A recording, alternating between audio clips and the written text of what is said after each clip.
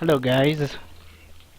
Well, it's been a long while, and yeah, I know I've not posted this week. I got some few engagements, so I was quite busy.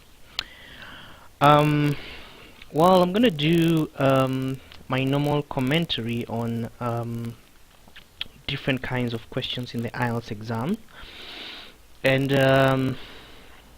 in relation to our last week video, where we were talking about cohesive devices and also where we took time to answer some few part 3 questions. I thought it would be prudent for me to talk about some additional vocabularies that you can use, sorry about that, that you can use when you are answering questions in part 3. Now, most students, this is in accordance to my experience, don't really pay a lot of attention to part 3 questions, and mainly because most of them feel that part 3 questions are not very important.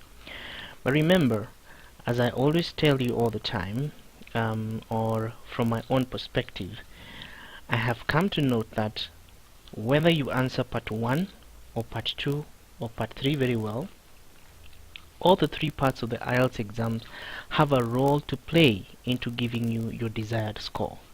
So don't look down upon part 3, and that is why I'm putting a lot of attention into maybe trying to explain some few things about part 3, because part 3 is a very broad is a very broad topic. So I'll be doing bits by bits to explain some little bits. And of course, you all know that part 3 is a discussion kind of question, where the examiner will ask you questions and maybe interrogate you on your knowledge concerning the topic that you have answered in part 2. So always take it as an opportunity to give you some good scores, and also take it as an opportunity to help you boost your score. So every time you're answering a part 2 question or a part 1 question, don't look down upon part 1 or don't look down upon part 3. Why? Because they are also instances that can help you. I have this principle that in the IELTS exam, everybody has 3 chances. Part 1 is 1 chance, part 2 is the second chance, part 3 is the third chance. So today I'm specifically going to talk about specific kind of question that is called evaluative kind of question in part 3. Now basically in part 3 we have like 7 types of questions, and we have this particular category called the evaluative kind of questions. And the evaluative kind of questions are basically called the agree and disagree kind of questions. It is a question where you either agree with the opinion or you disagree with the opinion. So this kind of questions are quite popular in part 3. And if you are knowledgeable on how to answer them very effectively, it will help you to actually respond very well. Now, if you remember that the basics of part 3 question is what we call the PREC strategy. That's a strategy that we use where you present your answer as a point, as a reason, as an example, and as a conclusion. The point is the aspect where you introduce your answer. I'm going to take you through some examples here. As you can see, I just picked up some random questions from some part 3 questions. Now always remember that whatever question I will put here may not necessarily come in the exam. It's the examiner that will determine. So it is for you as a student to judge how you are going to react to the question. So we have a question here: do people usually buy stuff after watching advertisements? Is music useful in advertising? And do people trust the information online? Now, as you can see from this screen, on the top left of my screen, we have some words to use instead of saying I agree. Why? Because saying I agree is good, but it is basically simple grammar. So one of the few things that examiners look is your command of grammar. How good are you in using complex grammar? And this is where now we use different kinds of discourse markers or cohesive devices. Okay, now as you can see, we have a list here. We have yes indeed, yes of course, yes certainly, or surely, or exactly, yes that's true, I think so too, I believe so too, that's right, that's alright, absolutely correct, you are right, right you are, and undoubtedly. Now, one thing that you have to note about these words is that every time you are reacting to these kinds of questions, you always have to bring out the aspect of your reaction. Your reaction, is it positive? Do you have a high intonation in your answer? So for example, let's assume I'm an examiner and I'm asking you, do people usually buy stuff after watching advertisements? Now we have two kinds of questions, two kinds of students. Student one will say yes indeed, and student two will say yes indeed.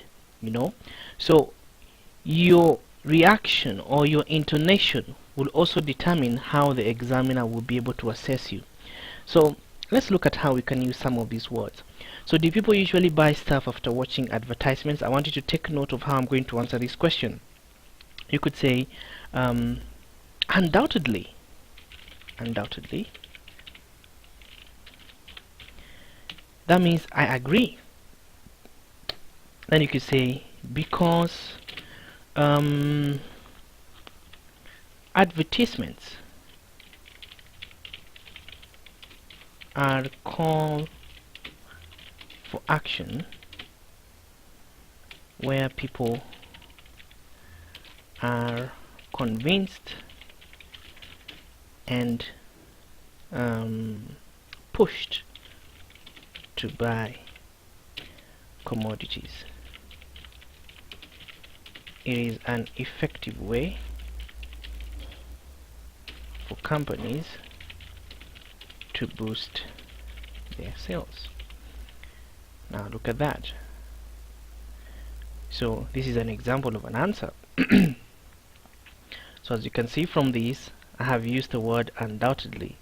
So that means I could use the word undoubtedly, or I could say absolutely correct, or that's alright, or I think so too, or I believe so too.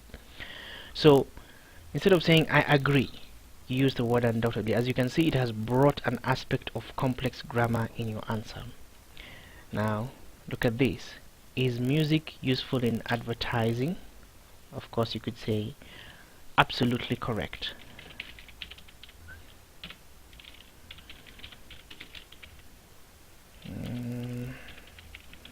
Or you could use a more appropriate one and say yes of course. Yes of course. Music is an indispensable element of all advertising. Then you give your reason: because it creates a feel-good factor and also makes advertisements very memorable. So I'm going to give an example. For instance, Coca-Cola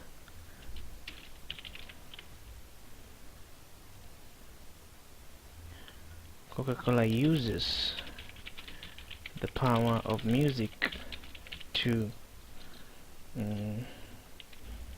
advertise their products. Okay, so as you can see, this is also another example of using high level, or actually complex, grammatical discourse marker to make your answer to be a high level answer. Yes, so maybe you can have a look at this question: do people trust the information online? And try and answer that question using any of these words, and you can take this video to help you practice and see how you can use these words to your advantage. Alright, so if you have any question, you can write it down on the comments below. You can try to answer this question on the comments: do people trust the information online? So try and put down your answers there. Try and put down your voice notes so that I can be able to hear them, and also maybe help you to make any corrections. Anyway, thank you so much for your time. Have a beautiful day. Bye bye.